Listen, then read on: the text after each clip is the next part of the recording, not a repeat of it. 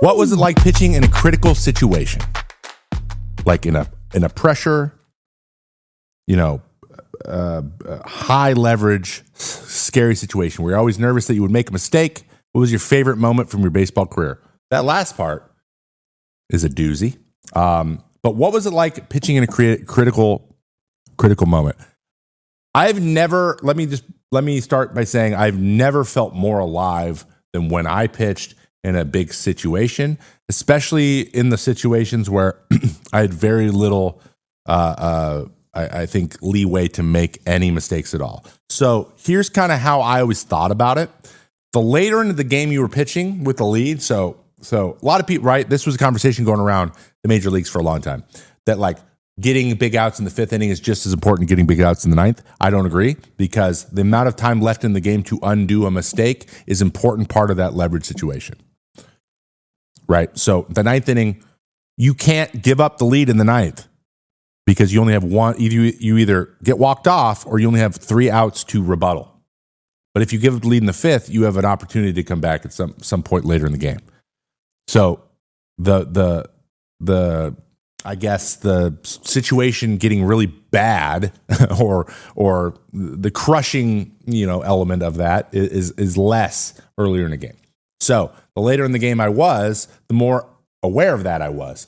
And there's a lot of pressure that you would put on yourself going into a critical situation where you're like, I can't mess this up because. And then however you answer that question determines how nervous you're going to be.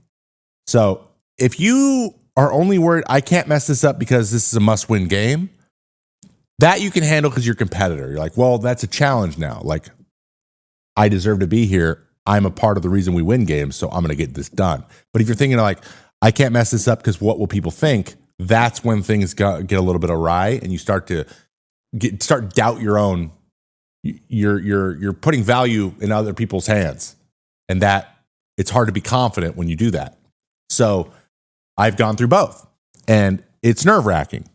But the way that I always worked through it, and I thought that this was something that really unlocked my life, because I'm an anxious dude. I think that's pretty clear by this point. I went on the IL for anxiety. I would force the thought in my head what it's going to feel like to be successful. I'll be like, man, it's going to feel great. Like, how good am I going to feel when it works out? And then the other side of that too, if I needed any additional motivation, I would basically look up at the crowd, and if they got loud, especially like I did this at home, I remember this vividly. One of my last saves was in Seattle, and I believe in 2023 it was the only time we beat the Mariners. So we beat them once of 13 times, and it was like the last time we played them. And I remember punching out Gino Suarez and like doing a big celebration because I looked around, and even though these are my people, I'm like, man, everyone in this stadium is going to be real sad when I shut this thing down. And so my whole goal became make everyone cheering for him sad. And yeah, that's a very Michael Jordan, like make up a slight type of way of thinking, but that's what happens out there. So sometimes you just get really pumped up, like, and then the hitter thinks you hate him, but in reality, you've just created a story in your head in order to get the job done. And that's what I did. And that's what it's like. And guys that learn that are the best ones. That's that confidence you see. The story they're telling themselves, they're in control, and they're always in control. That's why Josh Hader is never in trouble. Or when he is, it's often a lot right at once. But that's why these guys are so good at what they do. And my favorite moment from my baseball career is a prime example of that moment. One of those moments was the reverse boycott game in Oakland 2 years ago. I made that decision. My season had been going crappy. I felt terrible. I felt out of control. I felt like I had no power. So I decided to stop it. And that day, something broke. Something snapped. I was like, I hate this. This sucks. And I'm tired of it. So I'm just going to make it not be this way anymore. And then I did. And it's just that easy. Isn't that interesting? JVX in Discord. Do you think players not being a one-team player anymore is a problem? I believe that means why are guys not playing for one organization their whole careers? If yes, what is the solution besides just pay them? Only thing I've come up with is a pool of money like a rookie one that gives teams a percentage of the contract back. So this is interesting, okay? The reason that we don't have as many players that play for one team for very long anymore is because of the way that free agency has changed. The number one rule of thumb usually is get to free agency. That's when you get the most money that you possibly can get. And by that thinking, the team you were just on that had control over you for 6 years has had 6 years to get a better deal to sign you long term, right? But instead, what they want to do is they want to pay you as little as possible for those 6 years. And then once you get to free agency and your ability to make what you're worth happens, that team no longer wants to pay you. They are now at there very rarely is interest to bring you back at that point because you're more expensive than they want to deal with. So it is a two-way street here, but like the nature of that being the way it is, there's no incentive for a team to pay you free agency money that you were just on. So like the motivation to bring you back is the lowest for the team you were on. So that's why it's not happening very often. So the way that this would happen, stay with me here.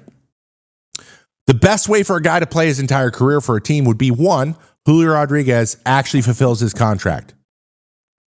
So he has to put up numbers to get those and start getting those incentives back to where it is a better deal for him to stay than to go. And then the team also has to feel the other way. They got to feel like it's good to have you, but you're still affordable.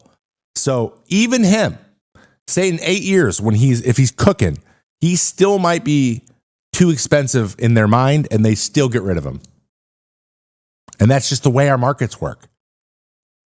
Now, salary caps are the reason that some teams play because you can project like this is the maximum money I'm going to be worth at any point, and every team can offer this. So I might as well stay with the team that I like. I might as well stay here.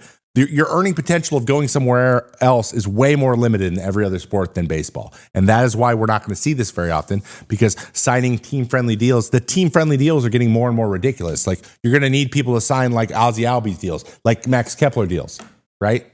7-year, $35 million. Those are terrible deals. Those are awful. That's an awful deal. That's an awful deal.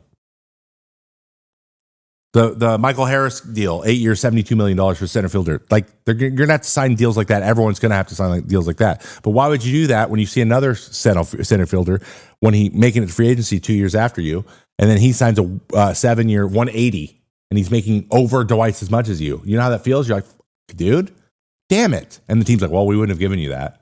So then you have to weigh like, do I like being here versus do I like money? And also there's you have a little bit of a responsibility to continue building the market for people after you. There's a little bit of that. Guys don't think about that very often. I did, but a lot of people don't. So it's just kind of all the incentives point to go somewhere else, all of them. So that's the start. How do we fix it? We don't. This will only happen if players make less money overall. And that's probably not going to happen. Not going to happen. Like, I don't even hate Ozzie Albies' agent either. I think they did their best.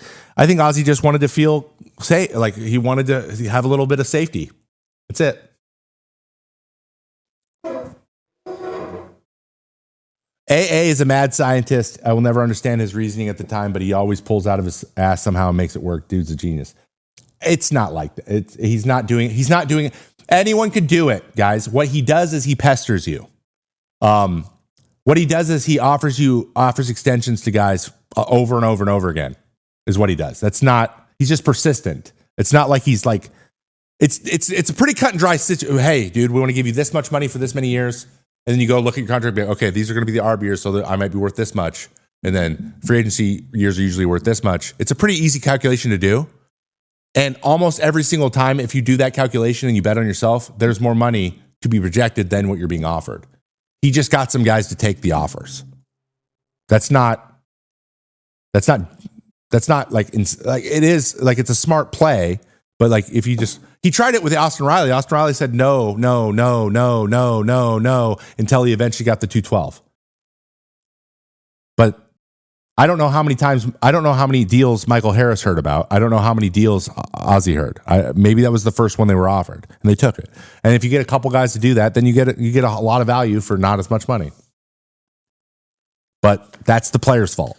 It's kind of the player not doing due diligence more than it is the GM being a genius, because it's not that complicated. Does that make sense? You're not getting tied into a pretzel. You're just like, it's pretty easy to make a decision. To figure out like what the angle is. But that said, I think AA is a great GM and it built a great team, and he did, and it was a good strategy because he knew who he had. So like in that way, he is a genius. But like the process itself is pretty simple. It's pretty easy, and if you have a GM or if you have an agent that understands it at all, you can get it broken down for you. Acuna too, yeah. But Acuna's was at least triple digits in the millions, right? It's only a smart play because it worked out. Exactly. And you got to know there's a bunch of other teams probably also offering their team. So yeah, there was a little bit of taking advantage of probably not so smart of GMs or not GMs, agents. Some agents got excited. They was like their first client or whatever. You got big eyes because they were going to get a portion of it, and that happens too. And this is part of the deal. You just gotta hope. You gotta hope it doesn't happen to you, basically. All right, good. That's a great question. Thank you so much, JVX in the Discord. I love it when you guys give me questions. We have another one in here. Sunny Mento, also from the Discord. What are your rituals on your off days when you were a starter? Oh my god, dude, no way. Booyaka. Guys, the owner of Luminosity just gifted us 10 subs, dude. What up, brother? How you doing, man? Thank you so much for the 10 gifted. Can I get some love in the chat? 10 gifted on Twitch. That was very nice of you, man. Appreciate it. Welcome to our show. Welcome to the show. That was very nice. Everyone, if you got a sub from Booyaka, please say thank you. Please say thank you. What were the rituals on your off days when you were a starter? And what did the rituals change when you transitioned to the bullpen? So this is the interesting thing for me. I don't know if you're asking me if it's the team having an off day or if we're just talking about the days I'm not pitching. But I'll just go through a 5-day routine. I don't think I've ever actually said this live. So we'll go through a 5-day routine as a starter. You pitch. Pitching is day one. So you go out.